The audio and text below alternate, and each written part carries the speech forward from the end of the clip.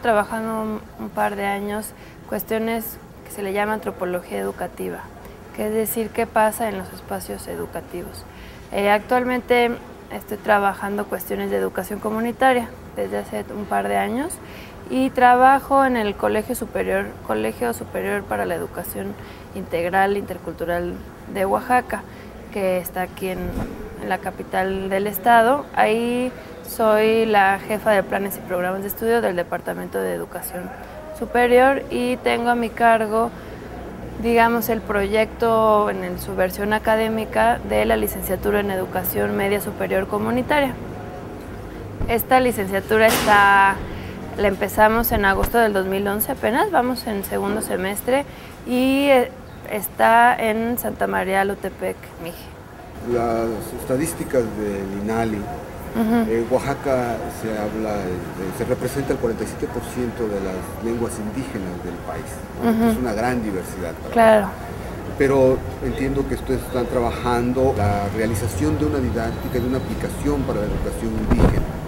¿Esto es posible en Oaxaca? ¿Cómo lo ves el futuro y las realidades que ustedes están viviendo? Bueno, aquí en la cuestión de la educación indígena, digamos, nuestra postura del doctor Benjamín Maldonado y mía y de muchos otros, es que la educación indígena ha sido y ha promovido la homogeneización, justamente la eliminación de la diversidad lingüística y cultural, tanto en el estado como en el país. Entonces, estamos apostando por una educación comunitaria, en el sentido de que la educación comunitaria sí va dirigida a recuperar no solamente las características lingüísticas, sino las características comunitarias o de la comunalidad de las poblaciones o de los pueblos indígenas, de esta gran diversidad de Oaxaca. Entonces nosotros, más allá que una didáctica de la lingüística, lo que estamos generando en la licenciatura en Educación Media Superior Comunitaria es un ambiente multicultural y plurilingüe, en el sentido que esta diversidad que existe, que tú mencionas, en el estado, se represente en la licenciatura. Estamos en Alotepec, pero ahorita tenemos 82 estudiantes. De estos 82 estudiantes, únicamente 16 son de Alotepec. El resto, o de Alotepec o Mije, digamos de la región Mije. El resto de los estudiantes provienen de las demás regiones del estado. Entonces, bueno, como mencionábamos anteriormente, hay estudiantes mixtecos, mazatecos, zoques, zapotecos de la Sierra Sur, de la Sierra Norte, y chatinos y chinantecos. Entonces, bueno, ¿qué pasa con esta diversidad? Lo que estamos promoviendo es el intercambio y el reconocimiento de la diversidad, que esto falta mucho en este país y en el estado. Decir, bueno, todos somos diferentes, ¿no? No solamente por hablar una lengua, sino somos diferentes. ¿Y qué hemos hecho con la diferencia? La hemos eliminado. Y el Estado ha propiciado la eliminación de la diferencia. Entonces, lo que queremos es esa aceptación de la diferencia. Y en ese sentido que estos estudiantes, al ser profesionistas, porque van a tener una licenciatura, promuevan en sus comunidades o donde puedan trabajar el rescate de la diversidad lingüística y cultural. Muchos investigadores de la sociedad civil, de los grupos organizados civiles, ¿no?, de las ONGs, que les llaman, han investigado la cuestión de la educación bilingüe intercultural en México, y los resultados que arrojan es que son el área más descuidada, con menos recursos materiales, con problemas de subrogación lingüística, claro, y donde se está impulsando más el monolingüismo y la castellanización que en sí el bilingüismo y la educación para los pueblos indígenas. Entonces, esta situación, ¿cómo contrarrestarla? Y si los formadores de docentes que ustedes han logrado tener realmente a un docente que le interese, porque las investigaciones que vemos es que el propio maestro de educación indígena no quiere enseñar en la lengua originaria. Entonces, ¿cómo ver esta dicotomía, este problema a resolver?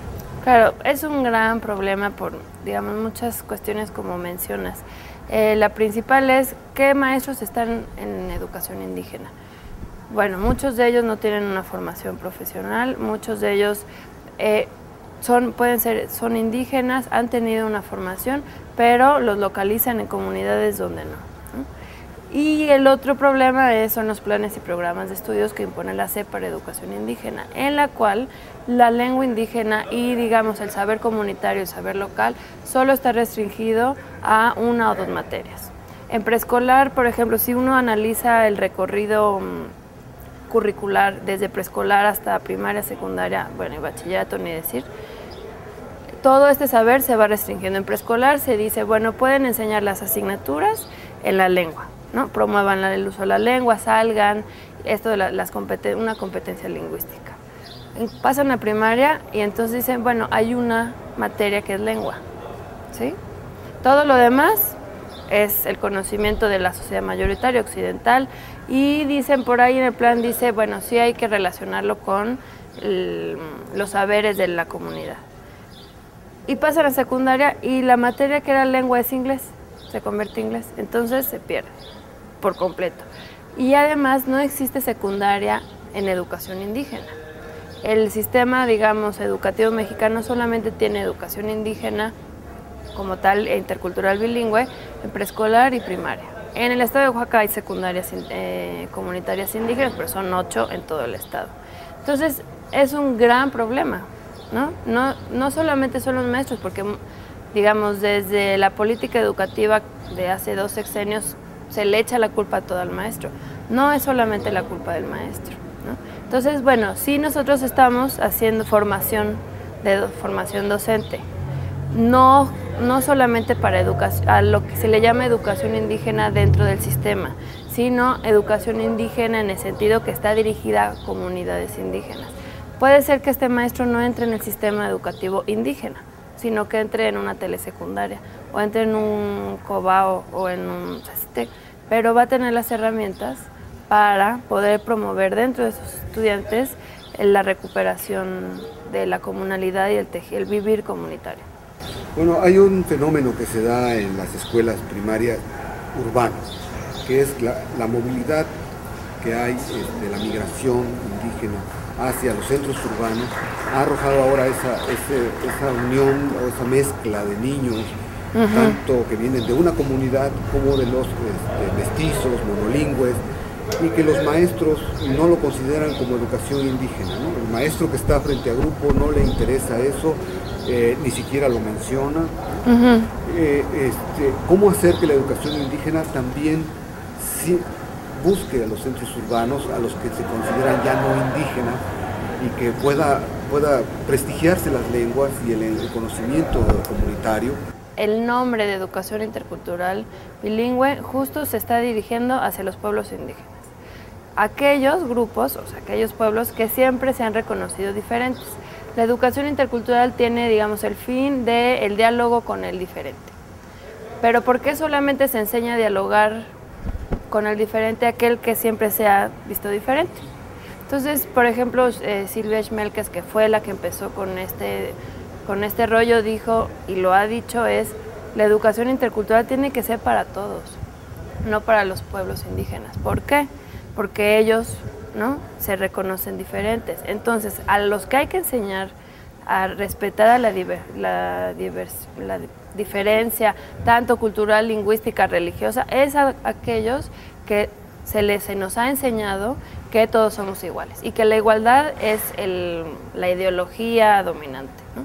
Entonces, esa es la educación que tendría que ser intercultural, no la que va dirigida a los indígenas. Esa es mi postura, ¿no? Eso tendría que pasar en los centros urbanos. Y sobre todo más cuando, como en el caso de Oaxaca, en las grandes metrópolis de México, Guadalajara, hay tanta migración indígena.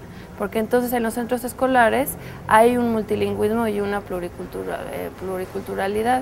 Entonces, si el plan de estudios, aunque fuera el normal, digamos, lo que se llama primaria regular y preescolar regular, tuviera la línea de interculturalidad, pues daríamos un salto enorme en la aceptación de la diversidad en México, ¿no? Pero eso es lo que no pasa. ¿Cómo ves el futuro de la educación indígena? Se habla de un retroceso, se habla de crisis, de que no se logra tener una currícula, que no se logra consolidar las lenguas que se van perdiendo. O sea, se ve un mundo casi el apocalipsis del mundo indígena, ¿no? ¿Cómo sería esta visión tuya hacia el futuro?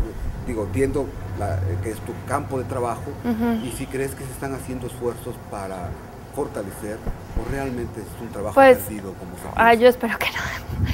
Como siempre se ha visto, es que la educación va dirigida, como te decía, a homogeneizar y eliminar la diferencia. Y en eso, hacia allá va.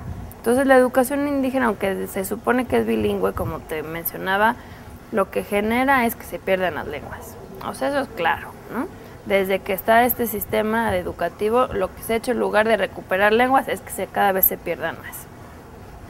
Bueno, entonces si seguimos como esa línea de pensamiento, pues sí podríamos pensar que va a desaparecer. Pero bueno, siempre hay que ver los lados positivos, y considero que por lo menos en el estado de Oaxaca existe un gran movimiento magisterial y de organizaciones del CEDELE o del colegio que por lo menos está promoviendo otro tipo de educación. Y creo que ahí está, por ejemplo, en la CGIB, ¿no? Que tiene en cargo la educación intercultural bilingüe en este país, tiene 9 licenciaturas y creo que tiene 4 bachilleratos, ¿no? Y creo que una secundaria comunitaria, una secundaria indígena. Bueno, en Oaxaca hay 8 secundarias indígenas, 30 bachilleratos integrales comunitarios. Ahora tenemos una licenciatura, si consideramos la ENVIO, 2 licenciaturas, ¿no? Una que es del Instituto Tecnológico MIGE, también podríamos. O sea, lo que está sucediendo en Oaxaca, para mí y para muchos es algo, es como la esperanza o la ventana y la demostración de que sí se puede.